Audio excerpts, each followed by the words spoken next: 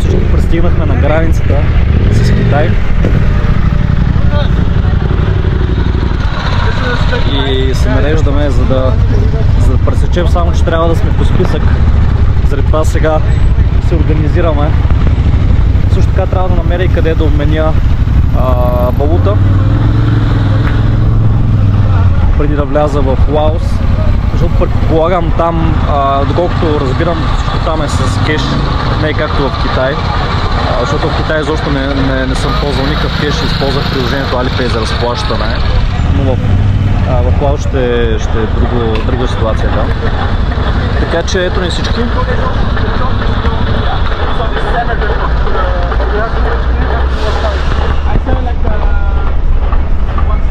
Време е за Лаос.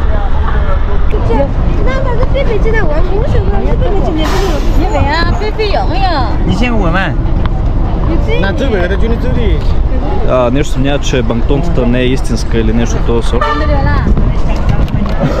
Ето сега специалиста идва, за да каже дали е така или не.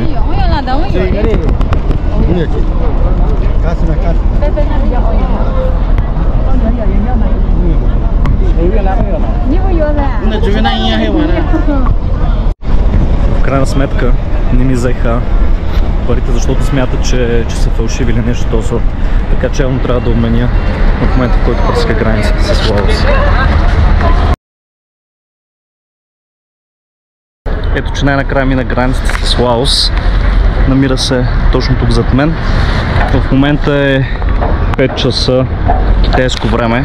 И отне страшно много време, защото минахме цялата туристическа група, с която бяхме заедно в Китай, поради причината, че трябваше като група да влезем в Китай и трябваше като група да излезем извън Китай следователно. Така че всичките кемпери, всичките мотори трябваше да минем през гишетата, през процедурите и така нататък, което отне страшно много време, е много неорганизирано от страна на Лаос. Отне времето, като си купим застраховки, сим карти и така нататък. Но вече съм готов и се намирам в първият град в Лаос, който се намира непосредствено до границата. Се казва Ботон. Ето как изглежда с тези настроени сгради.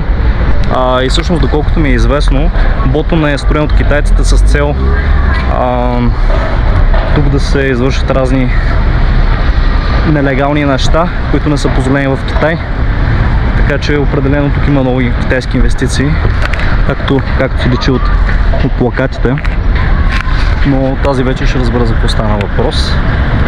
И така, единството, което искам в момента е просто да хапна нещо и да легна да спя.